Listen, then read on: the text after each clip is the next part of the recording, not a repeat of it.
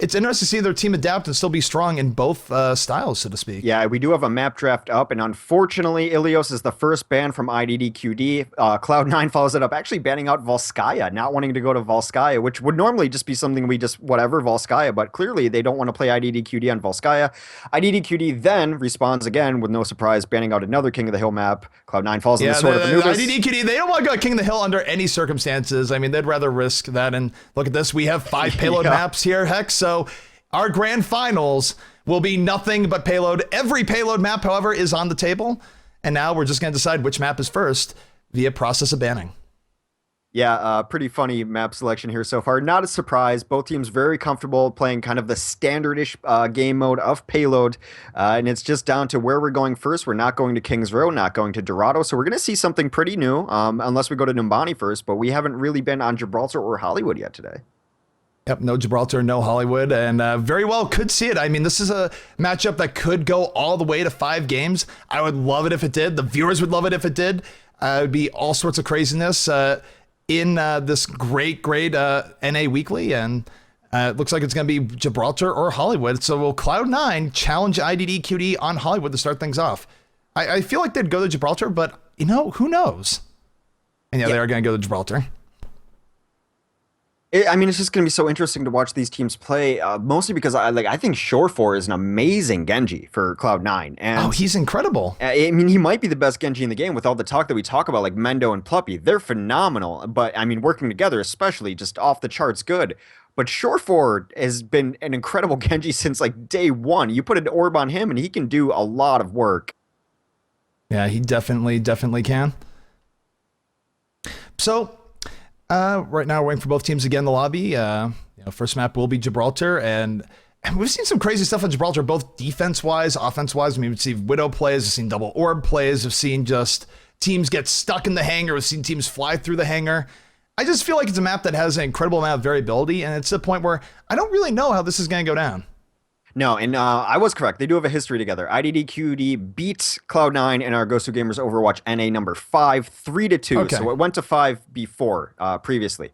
Okay, it went to 5. Yeah, that's what. But the Cloud9 didn't beat them. No. I must. And then it was. I think it was like the week after that where Cloud9 won, like over Reunited. That maybe. No, I just assume everyone knows that IDDQD hasn't lost since they've been IDDQD. So if they played anyone, they clearly won in that. So some history though, but definitely a close match, and hopefully we get to 5 games today. Indeed. So right now we are waiting here for the map to begin. It's going to be Gibraltar, hopefully the first of 5. This is a best out of 5 series between IDDQD and Cloud9. Per our rankings, the top 2 teams in the game. And they have met on Gibraltar before, and Cloud9 won that map. Just adding in a little more history. I remember that too. Cloud9, this has been a good map for them. And certainly it's something that they remember going into the game here today. Yeah, so all the hype has led to this. I hope not. The chat is not exhausted from hype. Thank everyone for donating to the Matcherino page using the coupon. We've used up our coupon entirely. If you feel like throwing more in, we will definitely read your donation. Thank you very much for that. Also, thank you again to our sponsors, DX Racer and Roccat, for really getting us started in these, and to Matcherino for providing the platform to make it extend out there too. If you like what we do, we like our tournaments. Also, just big shout out. I don't know how often we've said GosuGamers today, but they actually make all the magic happen. All the guys behind the scenes doing the coverage, doing the adminning, everything. They're great. And our Overwatch section has gotten some new contributors and new editors. We're going to kick it off really big coming up here soon. So if you're looking to catch up on all things esports, specifically Overwatch, because that's what I like looking at, check out GosuGamers.net. Yeah, definitely check it out. You can see things like our rankings. You can look at all the up-and-coming things in the Overwatch scene. And let me tell you right now, I might seem a little bit sleepy at times with just the weeklies and a few other events, but things are going to heat up soon in ways that we cannot even imagine, including us or at GosuGamers. I mean, we have events planned, but who knows what's going to be coming at us in the next few months of Overwatch. Yeah, Overwatch has just grown exponentially week after week after week. I mean, I never would have thought we'd be in the position we are when we just started our weeklies, but now we've been doing almost, 16 of just our GosuGamers weeklies. We've casted probably 20-something tournaments together, ZP. It's been a grand ride, and I'm happy to go into the finals of the game that you and I both wanted to see. I mean, just on a personal level, we were talking, we're like, how cool would it be to see these two teams clash, and we get our wish.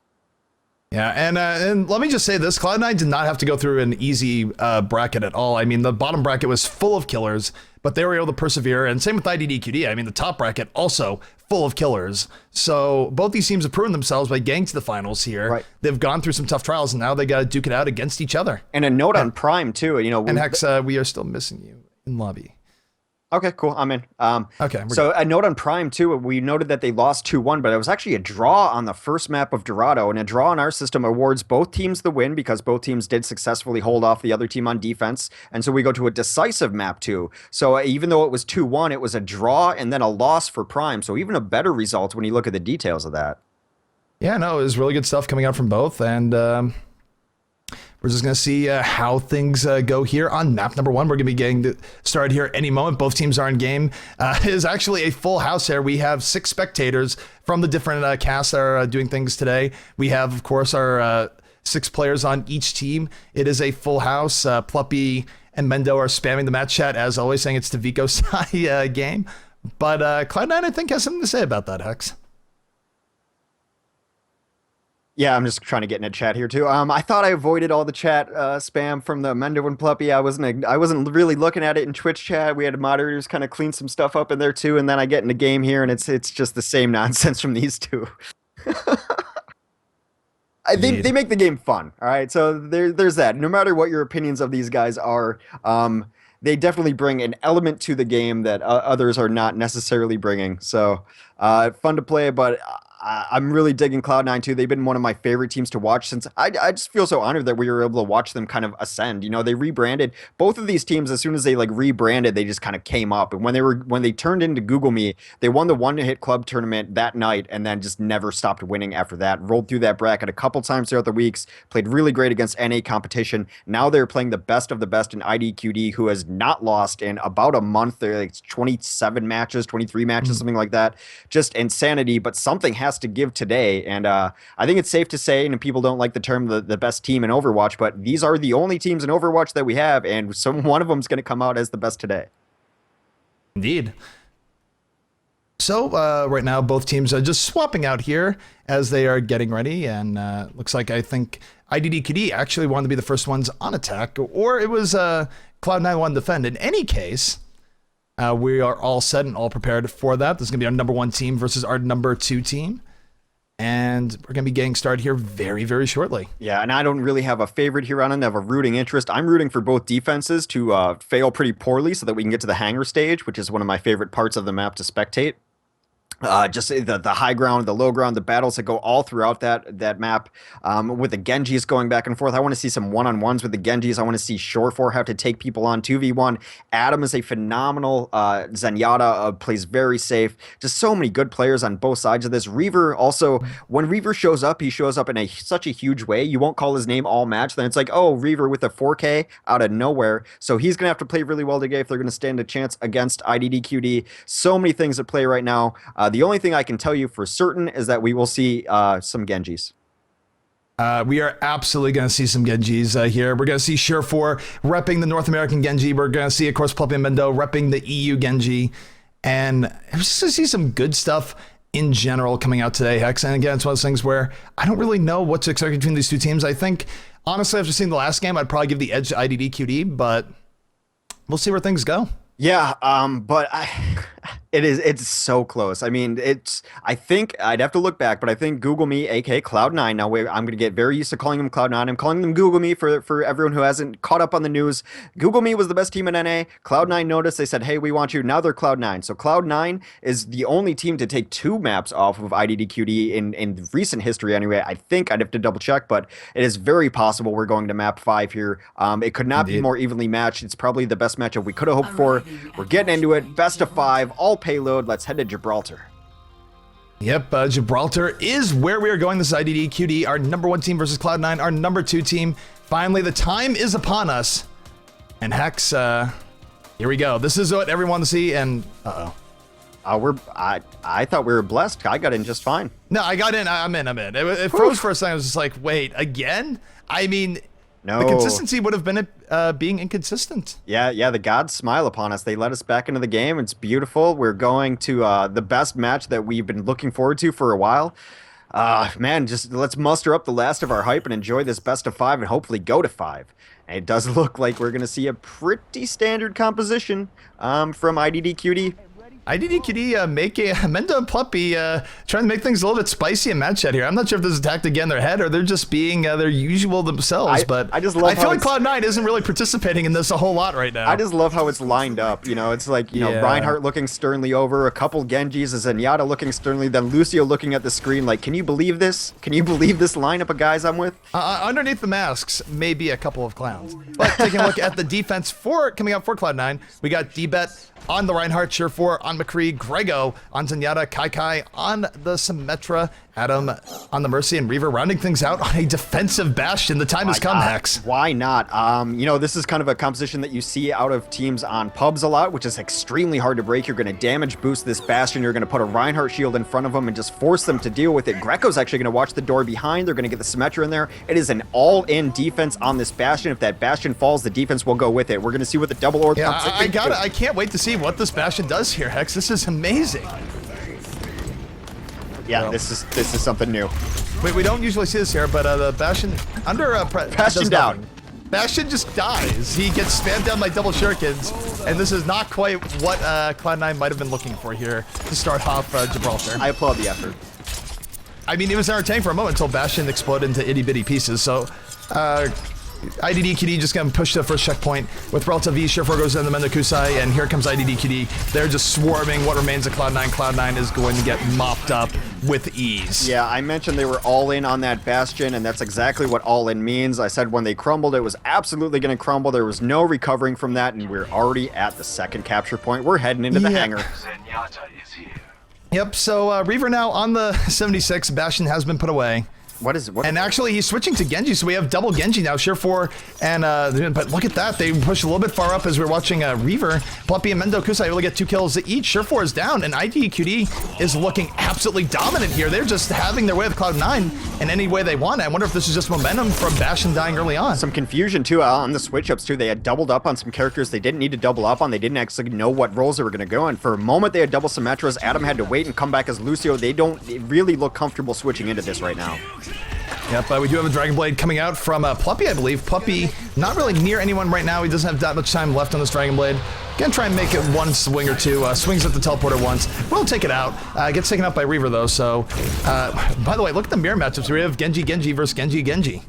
Yeah, and now that they've transitioned to it, oh my god, Mendo is actually absolutely Mendo is just annihilating people on top. 4K. Takes out effectively everyone that's in the top hangar. And Cloud9 just getting crushed here as we go forward, and as a result, IDDQD setting a very, very impressive time so far on Gibraltar. Yeah, I'm gonna go and pass on this hangar, and I just hope that they can put it together when they're actually ready to do it on defense. There was so much confusion going as they try to transition into that, really uncharacteristic discoordination from Cloud9 coming out there. Really good stuff coming out from Cloud9. From IDDQD in general, and they're just capitalizing on mistakes from Cloud9. Pluppy and Mendo going deep in. They are killing Cloud9 at will right now. Hex, Cloud9 does not have an answer for this. They've just lost all momentum this game. It's been all downhill since Bastion, broke down into itty-bitty pieces. Yeah, the first 5 seconds of this game kind of set the tone. I think that, it's possible they were able to hold here, but there's a couple transcendences ready to go in on offense. Are they just giving up here? They're all in the bay. They're either getting up their wing for going up the different side. Yeah, they're all grouping up. They just say, wait a second. I mean, this is smart. You don't want chain deaths at the very least. Cheer4 is coming back in. The Dragon Blade is out. They're gonna try and make something out here. And the Bridge Butt though takes out Adam. Cheer4 is on the back, tries to kill the other Genji, does take down Pluppy. Offensive Transcendence is down, however, really making things rough. Cheer4 though still doing work, takes out Mendo. So he took out both the Genji threats. Cheer4 making his presence known, takes out Internet Hulk, and Cheer4 really finally coming alive in this game with 4 kills so far on this push. Yeah, I don't love again, it's a second time that the sound barrier coming off and kind of a selfish use there to get out. I didn't really love that use. Here comes Pluppy. Pluppy's back. After his death, he died pretty early in that last fight. He has a Dragon Blade. He's taken out 2 so far. On the way back, will get taken out mostly because of the Symmetra. Internet Hulk coming in, both teams trading out kills. IDDQD though is threatening. They're getting on the spawn doors. They just need to push a little bit more to get this. They're very close. They're gonna get this teleporter down in a moment. Mendo gets a teleporter. Here comes Cheer4 with the Dragon Blade. He's gonna get taken out. Cheer4 is down, and now IDDQD threatening for this last point. a defensive soundbarrier comes down, and that's going to buy them some time at the very least. Reaver still Coco with a couple kills, though, and Fluffy adds into that. Reaver doing what he can to stall this out. Yeah, and no, IDDQD gonna take it. It was good, at least, last push out by Cloud9 at the very end. Sure4 did an immense amount of work, picking up 4 kills, so really good stuff coming out from Sure4. But let's take a look at this play a game from Mendo Kusai.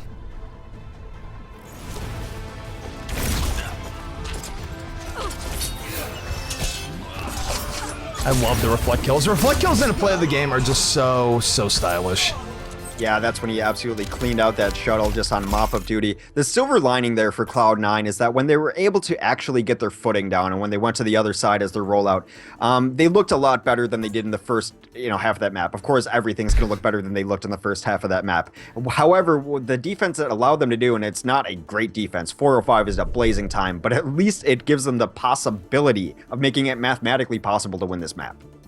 Yeah, I mean, they're going to have to go with haste that not even IDDQD went with on the last map. It's going to be interesting. I do think there's a chance that Cloud9 can turn this around, but they do have a tough road ahead of them because IDDQD, of course, they've had great defense in the past, so you have to not only say a good time, but you have to do it against arguably the best defense in the game, so we'll see just how they do it here.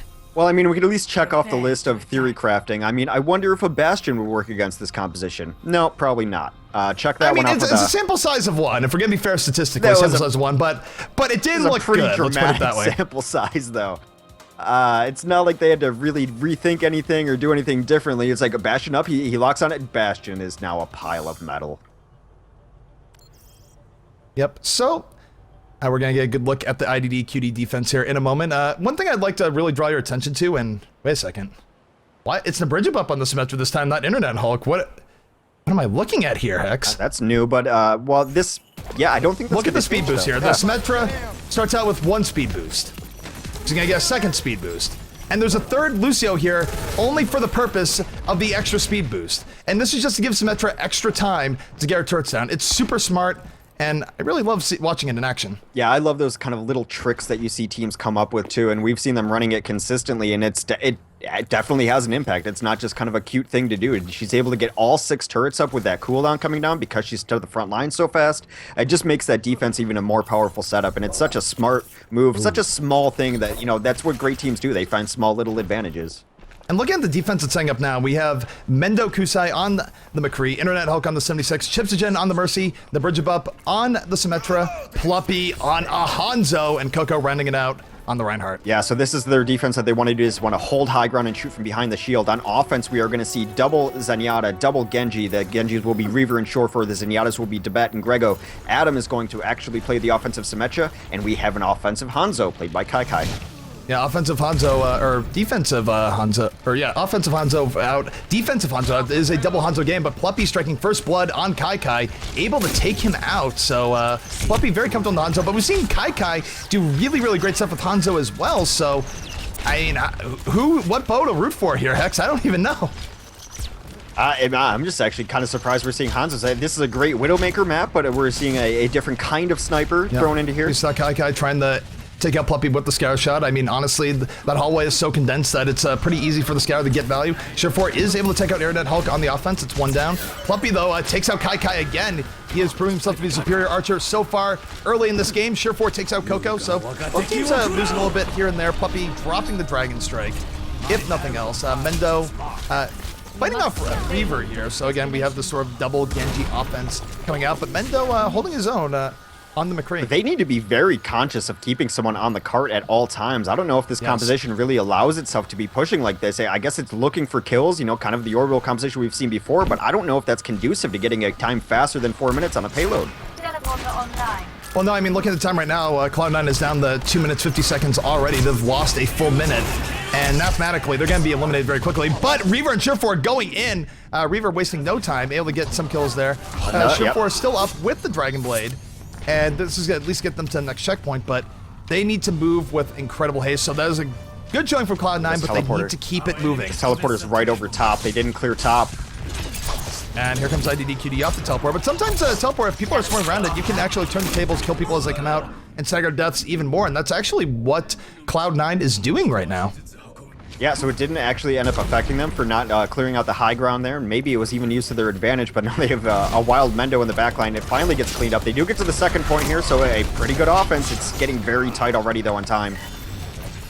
So we have 2 minutes left now for Cloud9 to bring this payload all the way to the end. It is still mathematically possible, but they need everything to go well for them. And that being said, Internet Hulk has people in his sights, takes out Kai, has Reaver in his sights, takes out Reaver. The tactical visor is doing work, and really, from the IDDQD perspective, they only have to kill, really, or stop maybe one more push, and they should have this. Yeah, I mean, it's just how fast their offense came out here. This is a decent time for any other team, but both of the Transcendences get burned without an offensive push behind them. They're getting pushed back to their spawn, and this is where Gibraltar gets brutal to even make any progress, and especially with this composition. Internet Hulk again doing work, kills both Genjis as they come out of the teleporter, and Coco with the cleanup.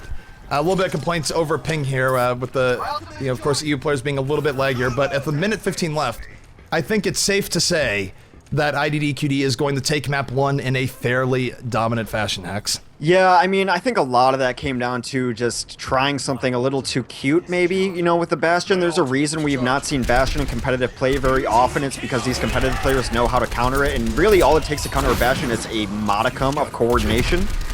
So they tried something new, didn't work out well. They played well when they finally had their composition back up, and maybe we're seeing a different map, but... I mean, Cloud9 usually has really, really good defense for the most part. I mean, we saw, I think, when they beat IDDQD on this map, they did it by holding them off before they even got into the hangar, if my memory is not failing me, which is very well could. We've guessed a lot of Overwatch. Yeah, it's been a lot of Overwatch. So, but, their defense this time was sort of the opposite, where they weren't able to really hold there at all. Maybe it's a double orb composition, because if it went, that hold goes way back in the day. But, I mean, also, maybe just the Bastion sort of threw them for a loop and they weren't able to really recover.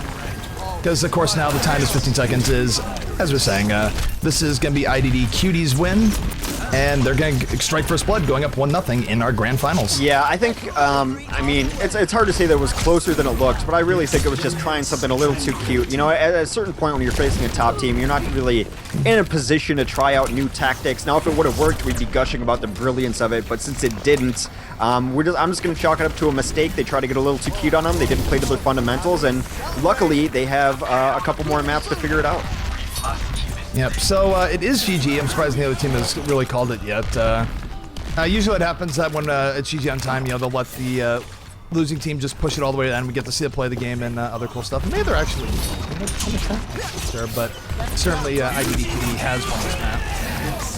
See Fluffy going in though, sword ahoy. I was gonna, mention that Sword Ahoy would be a great nickname, but I don't want Pluppy to hear that and run with it and start spamming my chat with Sword Ahoy.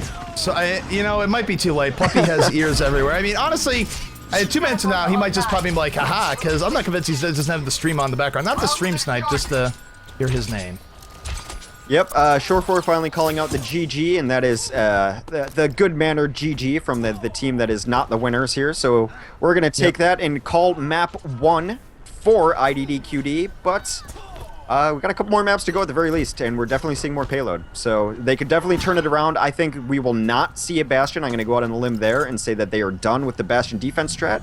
But, maybe they feel it's better on Numbani. We've seen that before, but it did not work out well. I'd be surprised if they try to go back to it.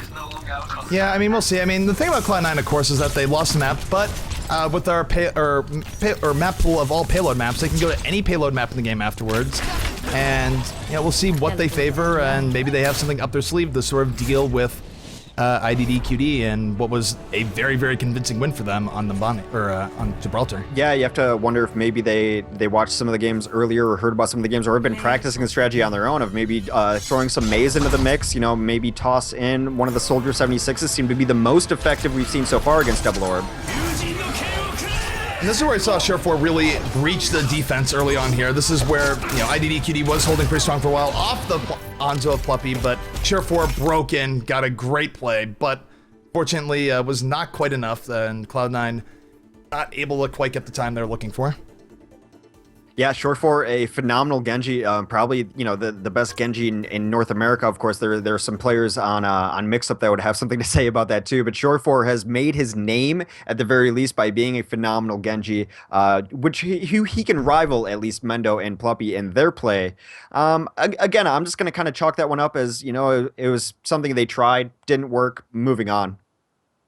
Yep, pretty much. So IDDQD, of course, going up 1-0 in the series. Now up to Cloud9 to respond. And really, again, we just sort of see IDDQD. They've been running this double Genji. Other teams have also been trying to run double Genji, but IDDQD has sort of run it a bit better than all the other teams so far, and they're really reaping dividends from it. Yeah, I mean, when IDDQD says the only way to beat the double orb composition is to run double orb and play it better. Now, we've seen hints that there might be a different answer for that, but I don't know if anyone can beat IDDQD just trying to run the same composition. It just seems like they're so practiced in it. It seems so refined for them. It seems so naturally fitting to their style that I think teams are not going to be able to beat them using their own medicine per se. I think a team that could is the team we're seeing right now. And so maybe when they have more time to actually set up, because there were hints of it towards the end there when they actually had it set up, but there's so much confusion in the hangar. I don't know. I honestly don't know what we're going to see next if they try to switch up compositions or they just go back to their standard play. Yeah, and of course, as you're mentioning, Cloud9 is chock full of really good players. Of course, we've seen Reaver do amazing things on McCree, on Widow. We've seen Share4 with one of the best Genjis in the game. So, I mean, Cloud9, they can definitely come up with answers, but we'll just see where it goes. Also, the minute the delay has ended and Chad has heard about Sword Ahoy. And unfortunately, Mendo has heard about Sword Ahoy. So yeah, well, I mean, us. It was actually part of my master plan to make it, a little more lighthearted spam than some of the stuff we've seen. So if we can replace, everything with Sword Ahoy, fine. Haha, you fell for it. Now, that's a nice cover out. We'll see. Just go with me. You're supposed to support me on this. The question is, what map are we going to next? We are waiting for Cloud9 to weigh in. It is their choice.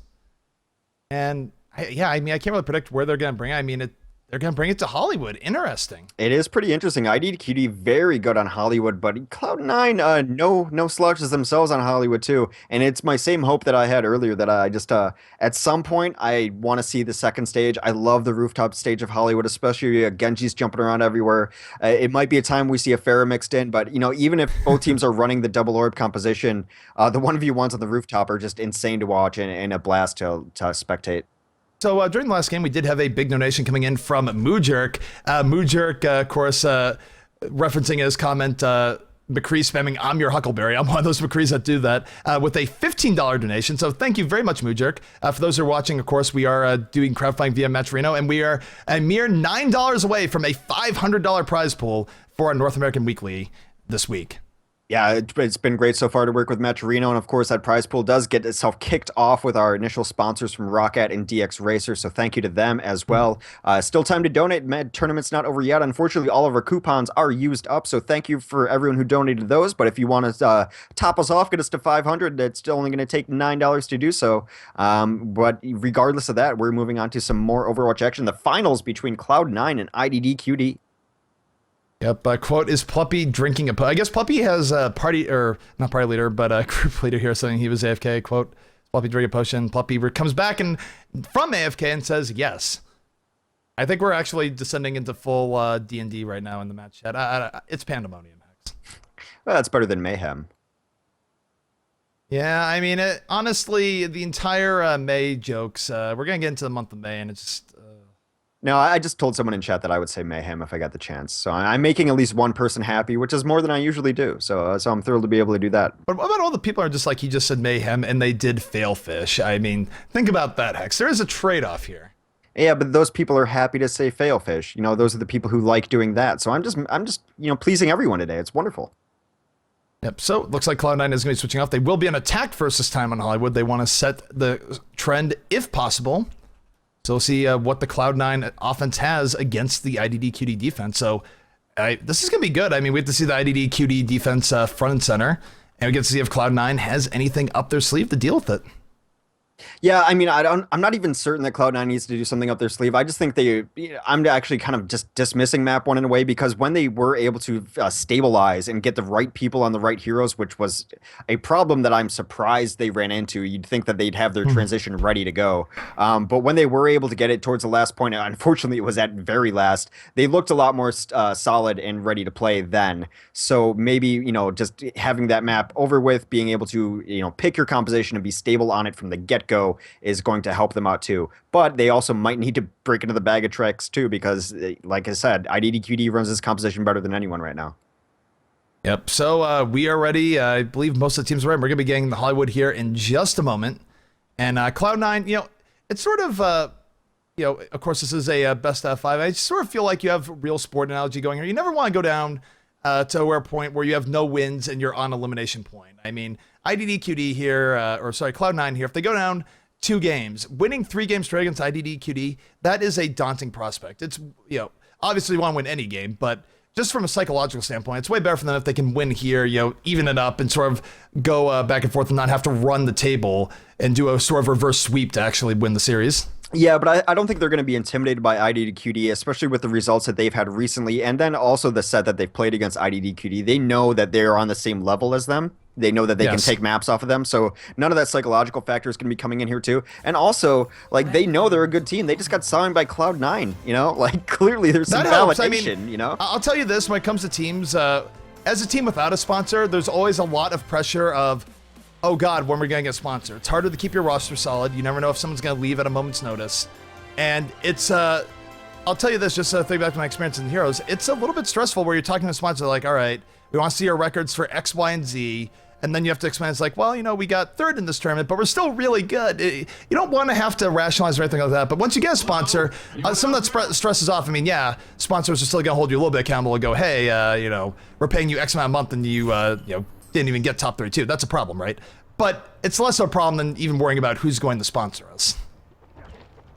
Okay, so on defense, we have, I believe, IDDQD will play defense. Yes. So I can say this with certainty that Internet Hulk will be playing Symmetra. Probably, the best Symmetra in the game right now. I mean, at least the most plays of the game is Symmetra that we've seen the last couple weeks or so. Pluppy is going to be on Familiar Reaper. I imagine he'll be hiding behind these trees in the corner. Please check your corners, Cloud9. I almost called him Google 9. That would have been fun. Mendo is going to play McCree, trying to make people forget about Taimu. Chipsogen is going to be on Zenyatta, Coco on Reinhardt, and Nabridgebup on Lucio. So actually a somewhat standard lineup, and that's likely because they're playing defense. Yeah, not really too surprising there. We haven't seen Pluppy on Reaper in a while. In fact, I just feel like in general, is it me or are we just seeing less Reapers? We do see them every now and then, but I feel like Overwatch comp used to be defined by seeing die all the time, and you don't get to see it quite as often, but Pluppy may in fact be making people die, so to speak, as cringeworthy as that is. He likes hiding in this corner. Game. He's behind the trees. He does? Yep. So standard double orb composition coming out from Cloud9 as well. We've got the double Genji, double Zenyatta, and a Lucio, and they're going to add in the Symmetra as well. Yep, so Symmetra turrets are out. Here comes, of course, the IDD, or the Cloud9 offense as they go forward. They want to kill these turrets and look at Pluppy. Pluppy setting up as the Reaper, and Sheerford the deflect, going to make him wait just a second, but Pluppy not deterred. Both Genji's deflects are used. They have to back out, and Reaver goes down actually pretty quickly to the Fire Strike, and Pluppy mops up Sheerford, and here he goes. He's just going straight in as his Zenyatta sights. We'll have to back off a bit with the Wraith block, but IDDQD using positioning to their advantage and pushing out Cloud9. Yeah, I kind of like that idea that Cloud9 had there, though. They put in one of the Genjis and they put it in Reaper's face, and he retreated, and they stacked the other Genji in. But while that was happening, IDDQD was able to reinforce with their tank on the back end, and Reaver paid for it with his life. Indeed. So, take a look at things here. Sheer4 is on the Tracer. He's actually way deep in enemy lines. And this is what Tracer likes to do. Tracer, it's sort of a challenge. Can Reaper get back in the minutes? Because once he's here, it's easier targeting of the squishy targets. But I'll tell you what, Internet Hulk is not an easy kill. And he's sort of going around the back there. And while that's happening, his team is getting mopped up. Pluppy and Chipsogen getting a kill each. And take a look at Sheer4 back here. He's having trouble getting things done, Hex.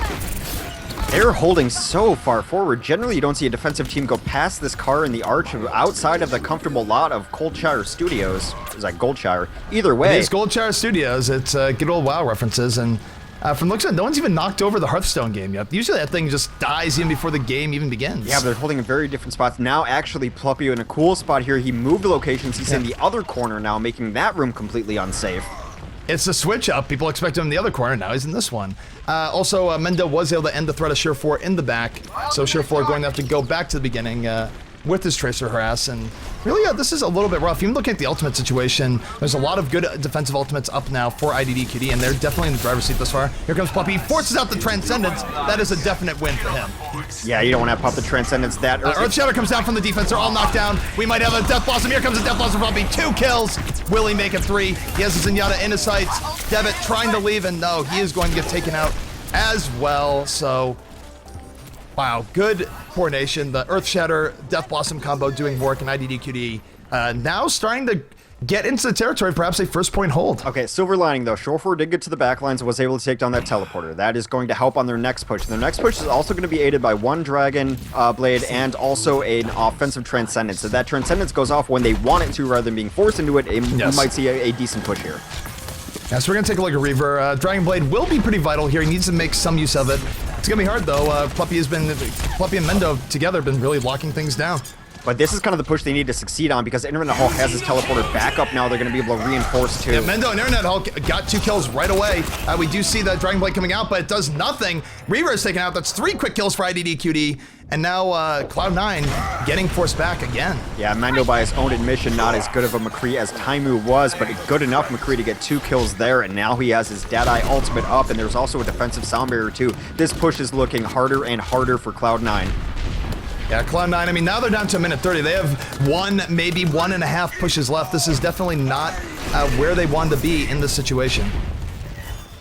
No, I mean, they really just have to pick a moment and try to push with that offensive Transcendence. Grego is looking for the pick on Mendo with the right-click Discord. He almost had it. I was just a little bit off, but now I think Cloud9's going to have to go in with the offensive Transcendence soon. They do have a Resurrect, so ultimate-wise, this is a pretty good pair of ultimates to have, but here comes the defensive sound bearer out for IDDQD. IDDQD wants to put the dagger in the heart, so to speak, and they might succeed. Pluppy took out Reaver. Internet Hulk with another kill on Adam, so there will be no Resurrect here. 4 kills for IDDQD.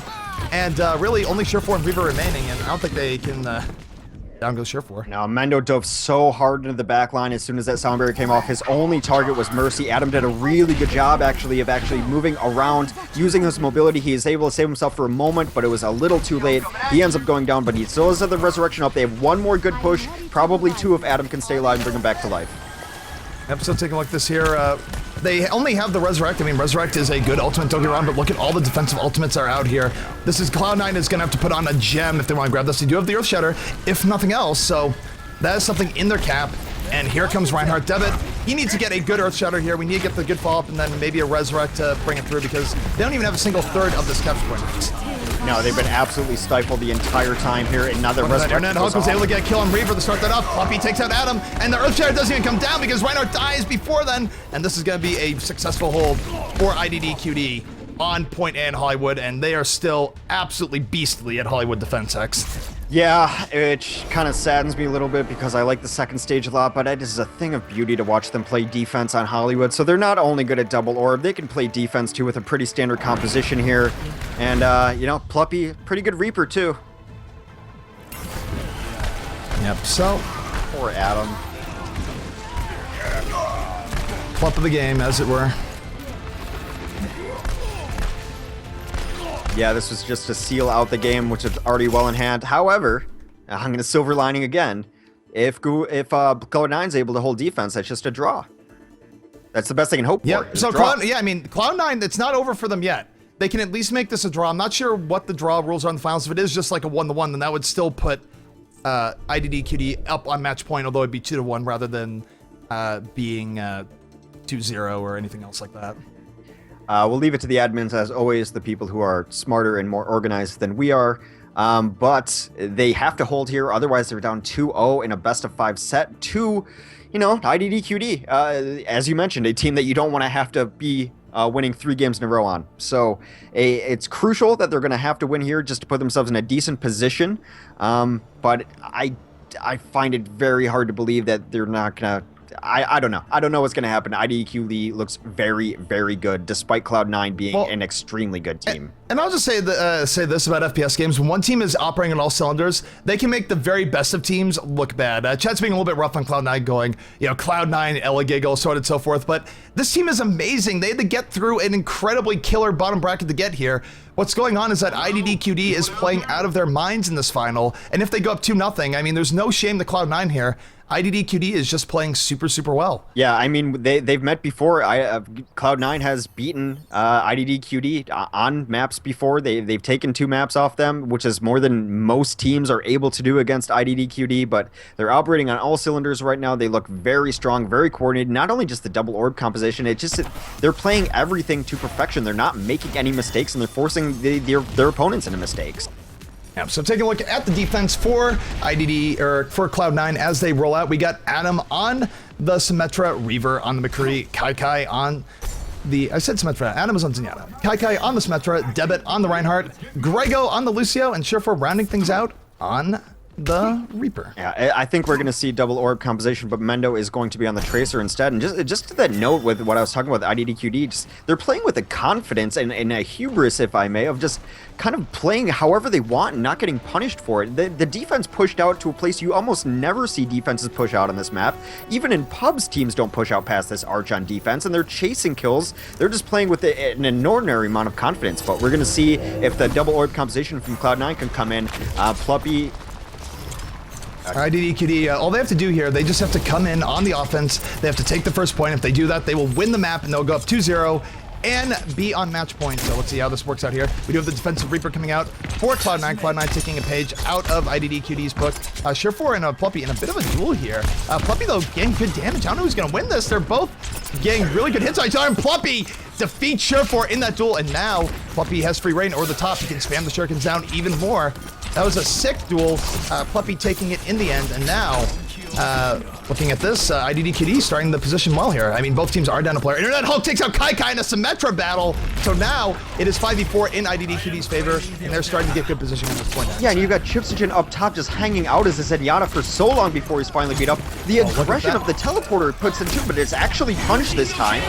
It is punished. That was a good turnaround by Surefour. And now Cloud9, the defense, going to recover here a bit.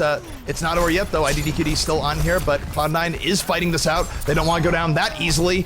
And Adam picking up some good kills in Zenyatta, and they are, at least for the moment, going to push IDDQD back. Yeah, a little bit of that overconfidence finally punished. They put their offensive teleporter where you would put a defensive teleporter, where the defense is going to be reinforcing from walking past it.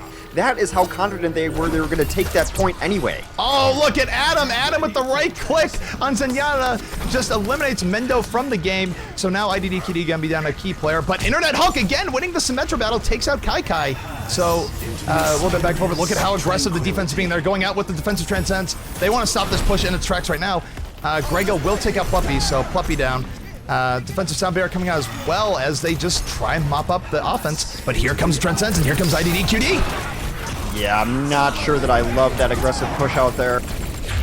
That push was a little bit aggressive, and now they're down 4 people. Cloud9 in serious trouble here as IDDQD threatening on the point. They need to do something fast if they need to get back in. I don't know if they'll teleporter up or not, but Zenyatta's going to go down. Mendo with some very vicious cleanup. You see how they only have 1 Reaper back in the way. Surefour going to go down, and now IDDQD very much threatening to take the game, and this is emergency time for Cloud9. Yeah, the Earthshatter actually might stall it out, though, and he's in there alone. They need to reinforce this, but what happened is they sent their flankers back towards the spawn, so they're going to have trouble reinforcing as Mendo and Coco take out the back line. And we see there it is. They cap the point, and IDDQD looking strong. They're up now 2-0 over Cloud9, and Cloud9 in the next map will be fighting for their tournament lives. Just the positioning that they were taking there just speaks of overconfidence. I cannot believe where he dropped down that offensive teleporter, and the fact that even Coco was just hanging, or actually it was Chipsogen, just hanging out up top as a Zenyatta. As a Zenyatta, you need to be afraid for your life in all circumstances. He was fine just chilling. Eventually got taken out, but about 30 seconds after he should have died. If you look at how all of that developed, I mean, really what some of it came down to is simply the fact that Cloud9 had a good defensive recovery. They went out with the offensive transcends, and that was good. They got a few extra picks there. They picked up Pluppy, but I think they overstayed their welcome. They ended up having the burn sound barrier when I don't think they really wanted to. I think Lucio might have panicked and did that just to sort of live. I'm not really sure. But in any case, sound barrier was wasted, and they were sort of out of position as people like Mendo came back in, and Mendo was actually coming in off the respawn, able to pick off a whole bunch of people on Cloud9, and that just sort of escalated into an unavoidable death spiral. So Cloud9, they showed glimmers of a really good defense there, but IDDQD able to capitalize on really one major mistake, and now IDDQD is going to be on tournament point. Yeah, you make a really good point about kind of the reinforcement. Even without the teleporter in there, you have a hero like Tracer, and how they run the composition with the orbs, Tracer doesn't have to wait for anyone to go in, so you're effectively just running solo, so the reinforcement of getting your Genji and Tracer, who are going to be your damage dealers anyway, but they don't have to wait for a Mercy to come with them. They don't have to wait for Lucio to be around with them either. They just get up, they get in line of sight, get that orb, and they can reinforce quickly that way, which is, again, another one of the strengths of this composition. So, on a side note, our tournament prize pool is now over $500. Thank you so much, guys. New donations coming from Bonkers Feedcam. Quote, did someone mention GosuGamers.net during the stream? I think we did. Zemity with a $9 magic quote, let's all support competitive Overwatch, smiley face. It's got an exciting future. I couldn't agree more, Zemity. Zemity actually plays under the name Madden Game. He's pretty good at the game. I know he frequents my stream. Cool guy, just awesome dude in general. You can usually find him in a bunch of different Twitch chats. Yeah, so awesome donations coming through. We're over 500, 515. Beautiful. Thank you, guys. It's wonderful. Much appreciated. I enjoy reading the messages, too. It's my favorite part of the Matcherino website, really. Yep, messages, you know, it's just sort of a way of adding good organic support. And, you know, people aren't actually brutal with them for the most part. As though, like, everything sucks, you know, so on and so forth. I have said that now, so now someone might donate just to put that in. Yeah. But at least it'd be you're ironic. You're baiting him into the donate, you know? Yeah, no, that's my master plan, really. I support your plan. So this is where Mendo really just started going crazy as they were mopping up. He went crazy a little bit earlier than that, too, but good stuff from Mendo. And we're going to move on to map number 3. That map will be Cloud9's choice, and Hex just got to see if they can turn things around in our next potentially 3 maps. Yeah, I've got a couple new players on Cloud9, by the way, we didn't really mention, but they've replaced both Tekaside, which they replaced last week, and a player previous. Well, no, that is the same player, he's just under a different name. Used to be Shoe Daddy, now he's Debit. Okay, so. Yeah, Shua now. Yeah, he used his name change, apparently. He had one in the bank. So goodbye, Shunel. Hello, Debit, but the same person in the end. So yeah, IDDQD is the only team to beat Google Me in about a month. It's the only loss on their history. And I will say here, looking at this, how much better do Mix-Up and Envious look respectively if Cloud9 ends up getting 3-0'd here? I mean, I think it would show at the very least that the top NA teams are pretty close, and right now it's IDDQD that's somehow sort of gotten itself a step above. Yeah, and I mean, I'm already looking forward to next week. I mean, regardless of how great this weekend is, I hope next week we get a chance to follow maybe Prime through the lower part of the bracket and see if they can make some noise, because I think it's a team that, you know, you and I know about because we watch Overwatch more than any human should, and I think a lot of the people who watch our cast every weekend, thank you to those people, by the way, also hear us talking about Prime and know Prime, and Prime hangs out in the channel too, so maybe we get a treat of watching them next week, but a very good showing for them today. That 2-1 is even deceptive. They only lost 1 map. They held a draw in Dorado, so a lot of, I love that the NA team is kind of rising to the call of, like, let's get some more NA teams, not just top heavy, but let's really fill it out and have some depth into our region. So we do know what the final map is going to be. We are going, or not the final map, but the third map, potentially final map, is going to be in that we are going to Kings Row. Yep, Kings Row, the old standby. Imagine we'll see Symmetra. You know, do you remember way back in the day, like almost a month ago, when Symmetra was a niche pick? Niche. I do. Symmetra, we saw her on point A's from time to time, but not everyone ran it. And now we see Symmetra all the time on point A's effectively. And we see her on offense. We see her in different defenses. She's definitely coming to her own. And of course, a lot of that comes from the fact that she effectively unnerfs Genji. And Genji has been an absolute powerhouse in the meta in the last few weeks. Right, but also taking that Zenyatta out of kind of one-shot ranges for a lot of things too, bringing him up to 200 HP, and also the way his health works being mostly shields and mostly regen, adding more shields onto that. So the synergy that she adds to that composition, I mean, you look at the composition, you're like, it's the Genjis who do the work, it's the Zenyatas who do the work. None of it works without Symmetra. Yeah, I mean, so because the thing about Genji is that Genji's an incredibly good hero, but the 150 HP doesn't quite deal with it as well as Tracer does. Tracer is a lot more tanky even without the shields than Genji. Genji, with only 150, he has a lot of issues. The nerf is actually pretty severe to him. It's only the fact that Symmetra effectively unnerfs him, and Genji is really, really good when unnerfed effectively. Yeah, Tracer, with a larger health pool than it looks like because of that rewind function, always able to get back to the health that she had 3 seconds ago, an effective 300 HP pool. I mean, I know that sounds overpowered, but apparently Blizzard thinks it's fun. Indeed. I know you play a lot of Tracer. I'm sure you're a wonderful person in some other aspects of your life. Yeah, wait, why is your hate gone from Genji to Tracer now? What did Tracer ever do to you? She's so hard to kill.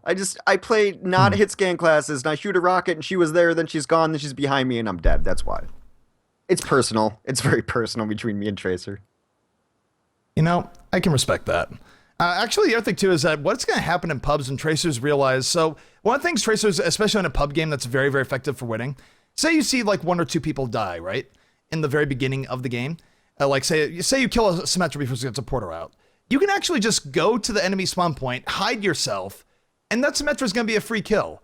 And Tracer can sort of chain 1v1s where maybe someone else will die a little bit after, and you go, here's one 1v1, here's another 1v1, because people in pubs don't usually wait for each other to go out at the same time. And even if they do, Tracer can win 1v2s, especially if they're not heroes that are suited for killing her.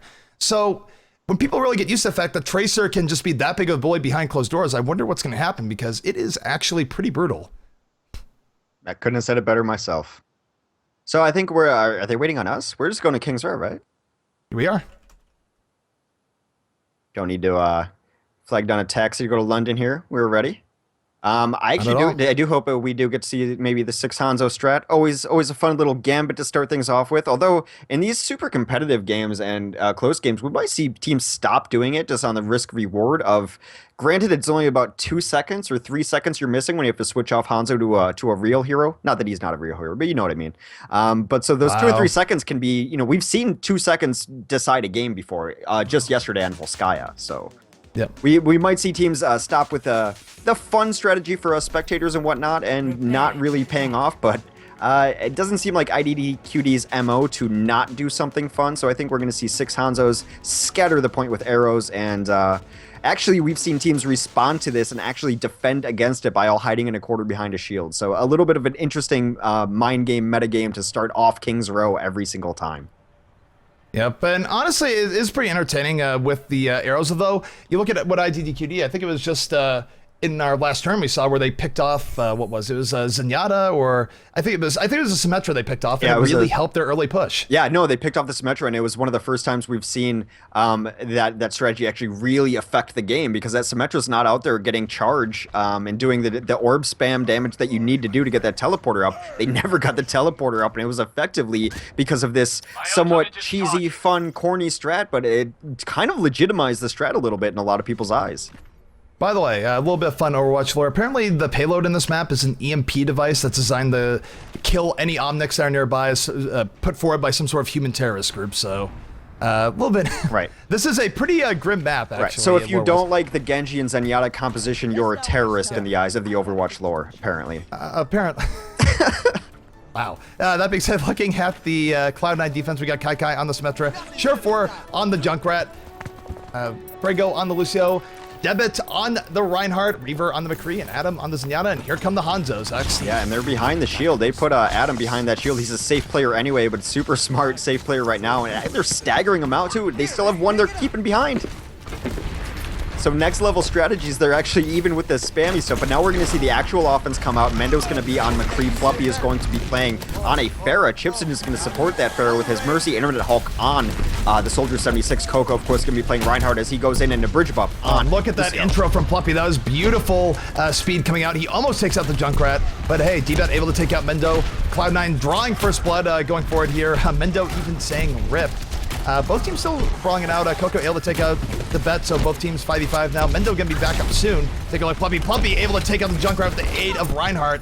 And IDDQD now starting to make some big inroads here, and they're pushing Cloud9 back. Kakai with the teleporter up, but not a moment too soon, as she's gonna actually come out and try to get some fighting done. She does take down Internet Hulk. It's a good trade. Mendo was going for the teleporter, but he ran right into Reinhardt. Here comes Plumpy. Barrage is down. IDDQD again being very smothering out here, but Cloud9 not wanting to give up too easily. They are holding this back. They're going in, and they might be holding this point right now, so good defense coming out from Cloud9, and really just great aggression from IDDQD. Yeah, Adam and Puppy trade out there in that exchange, and actually trades are going to benefit the defense in this situation because the teleporter's out, but that teleporter's got to be running out of charges. There's been a lot of deaths. Yeah, there has. But I mean, he will get that teleport back up relatively soon if necessary. And yeah, the teleport is down now, so Kai is charging. Here comes Fluffy, wanting to take advantage of the situation. Soundbearer is up. Offense is totally set to go forward and in. McCree under a bit of trouble from Fluffy, but Fluffy not getting the kills he needs just yet. Both teams brawling it out a bit. Mendo able to take out Reaver. Kai though on the bridge up 5v5 going forward. We do see a Junkrat tire coming out here from Sure4, I believe. And it took out Coco, so Cloud9 trying to solidify here. Lucky just got chunked by a huge Symmetra orb and taken out of the sky. He is resurrected and brought up. He does use his barrage immediately to very little effect. A good defense here so far, and that teleporter is going to be back up. Yeah, and Sure4 has been doing a lot of work just in general here, and I like how the defense is still holding on. I mean, yeah, some of the IDDQD offense is up. They're still flanking, but Sure4 is really suppressing this quite well so far.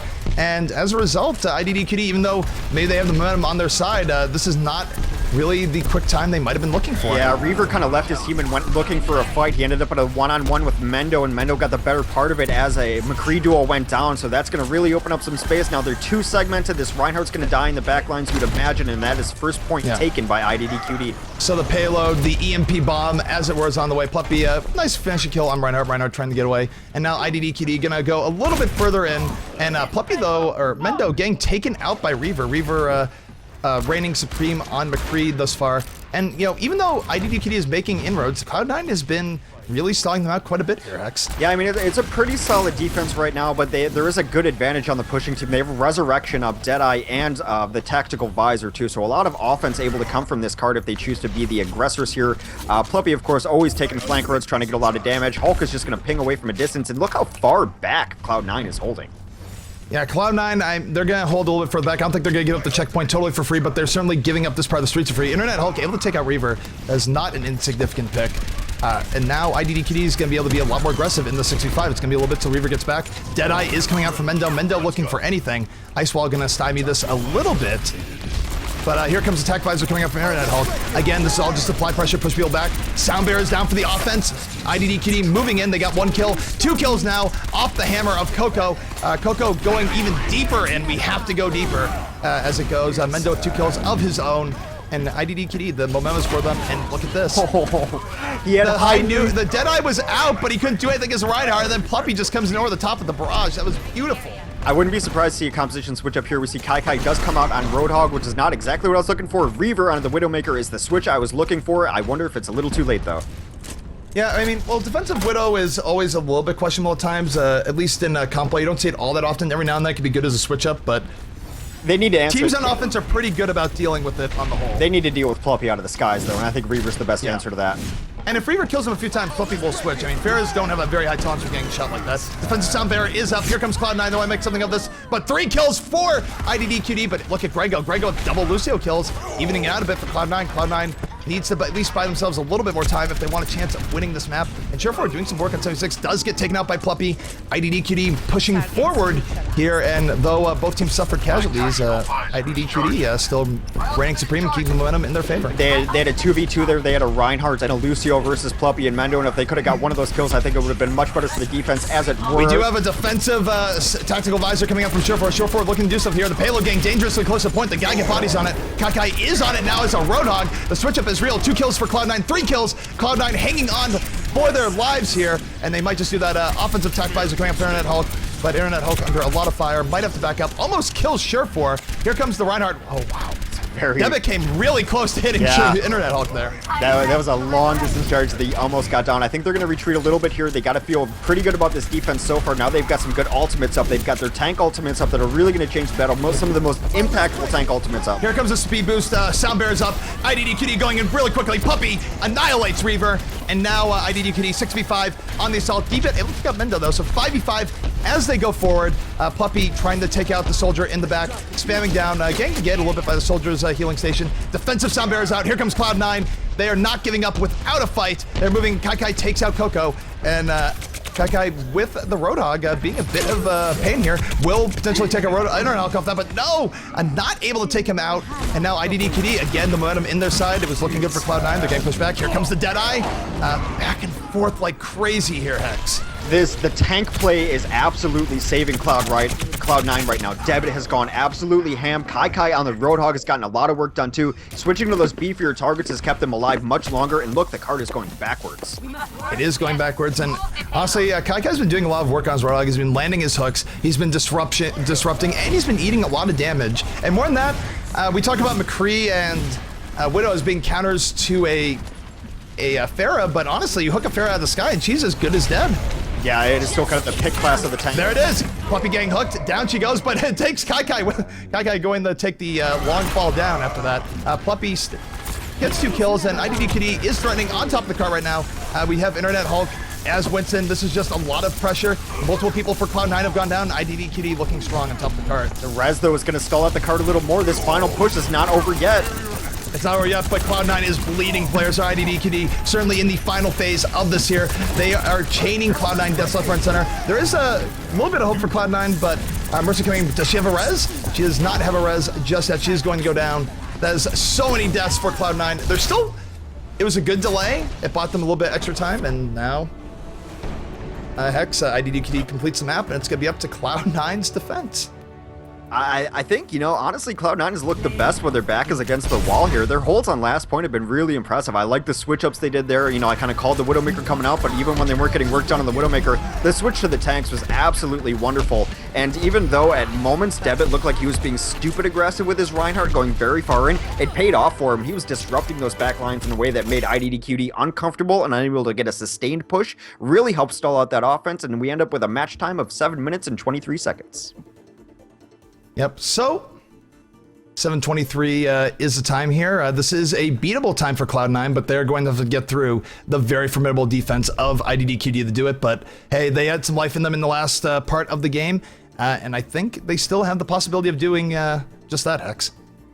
Yeah, I mean, that was the best they've looked so far today. I was really impressed with their play. I was impressed with their composition switches throughout. I thought it was smart to hold back where they did, even though it looked really far back. I think they felt outgunned on the streets, especially going into a Pharah. They wanted to hold a little further back so they could set up their defense and get their counters ready. Cloud9 showing some good signs of life there. It's a very beatable time. So offensively, they're going to have to be a little aggressive, but they have a little bit of wiggle room too. So we're going to see what kind of offense they come out with, and if IDDQD can actually bring this staunch defense that they're known for. But 7:23, a very beatable time. I kind of favor Cloud9ers. I was really impressed with their switches, really impressed with their tank play. Indeed. So it's going to be up now to Cloud9 to beat that time that was set forth, but they're gonna have to get through the very, very scary IDDQD defense. Looking at it as it comes out here, we got Coco on the Reinhardt, Aeronet Hulk on the Symmetra, Chipsogen on the Zenyatta, and for the other three, we'll have to wait and see because they're using 3 Lucios to speed boost Internet Hulk out. I really love this. I wonder why other teams don't do this. We see IDDQD do it. I'm not sure if any other teams have been doing it, but it's pretty cool. So Pluppy's gonna switch to the Junkrat. The Ridgebot probably gonna stay on the Lucio.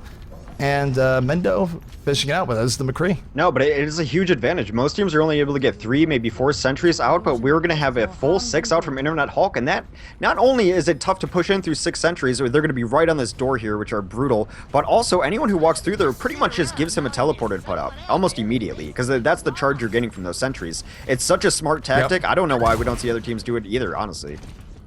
Yeah, I mean, we've seen Reinhardt's really get messed up by this too. I mean, it's almost getting to a point where you're against IDDQD. I wonder if you could do a Junkrat spam or something that would just automatically kill those turrets. Hierarch spam, so to speak.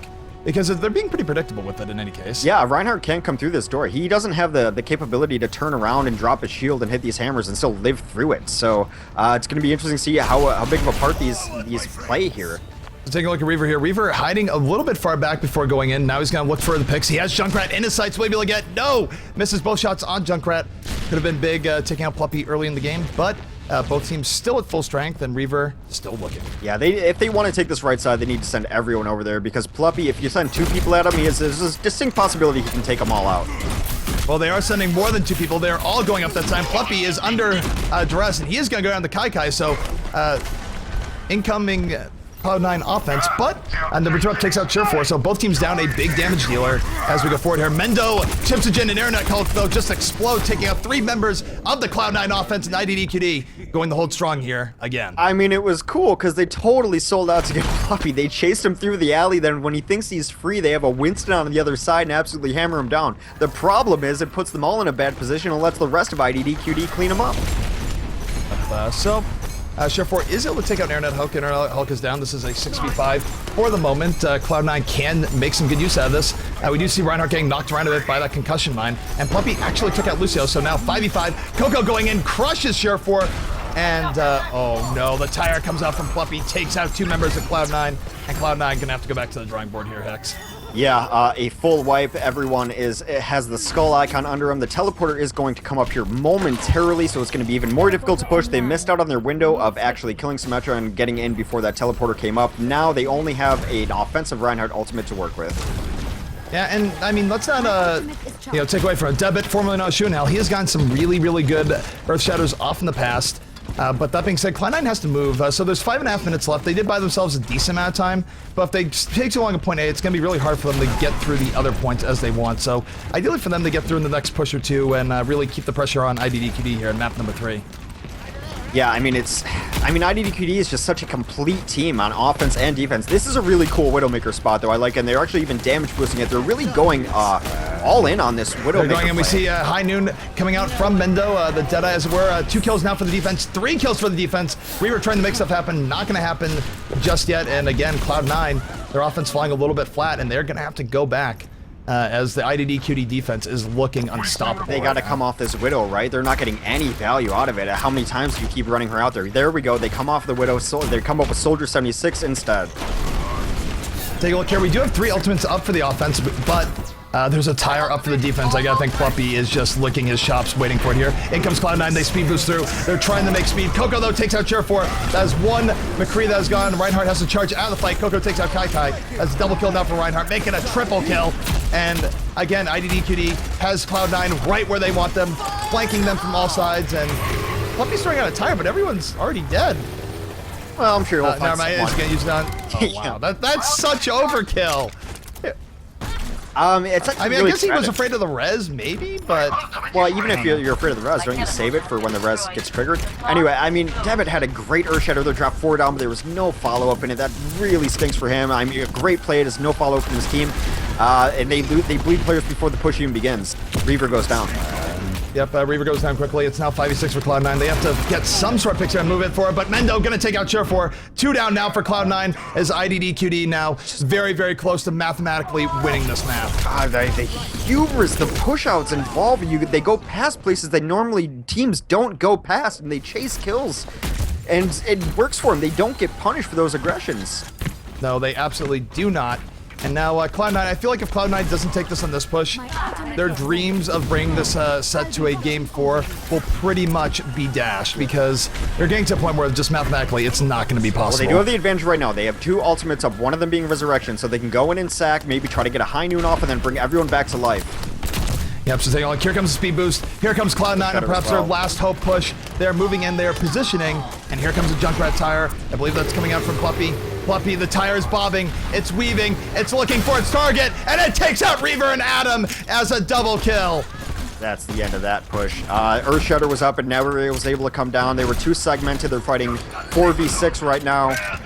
Tough stuff. Yeah, and now, I mean, actually forget the overall time. Cloud9 actually in big danger of losing just on point A alone here. This could be all she wrote if they don't do something quick to force us to overtime and reverse course on the point. They still have one chance. They didn't burn the ultimates there in that failed push, though, so they do have Resurrection and Earth Shatter up, and also a Deadeye available to them. They have to get in the point here. Defensive Sound Bearer is out. They want to just push them out as they can here. Look at the Deadeye coming up from Chair 4. No, they're not able to trigger overtime. So Cloud9 will go down the IDDQD. IDDQD winning the grand finals in a very dominant 3-0 display. And here comes Mendo Kusai with play of the game. It's Hanu.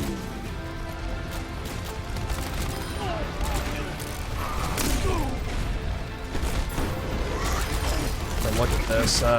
This good stuff coming up from IDDQD. They made it look easy. I assure you it was not. But they continue their streak of dominance as the best team in Overwatch currently, and man, they were just operating on all cylinders today, Hex. They were just relentless as soon as they got a kill, and it really doesn't matter the composition. Like I said, Double Orb really suits their style of being relentless, but you saw even in a standard composition, if they see blood in the water, they will go after it. They were chasing down kills, so normally when a team loses a few people early in a push, they say, okay, fall back and retreat. IDQD doesn't let you do that. You fall back and retreat, you're going to get chased down and murdered and into a full wipe, which really stalls team out, really throws them off, and they just played with an enormous amount of confidence, chasing kills, wrecking people. They looked really good today. No, I mean, they looked just good in general. Yeah, I mean, they had maybe their closest time to getting rattled was Envious on Dorado, but even then, it's like, oh, you guys are going to put together a good defense? Well, look at our defense. I mean, they just looked phenomenal today, and I don't know what goes forward here, but again, things are variable in Overwatch. Teams level up from week to week, so even though IDDQD has definitely been on quite a spree over the last few weeks, who knows what challenges are going to be coming up. That being said, we're going to be taking a quick break. We're going to try and track down a member of IDDQD for an interview. We'll be back in just a little bit. This has been the GosuGamers Overwatch Weekly NA Cup, and we'll be back in just a moment.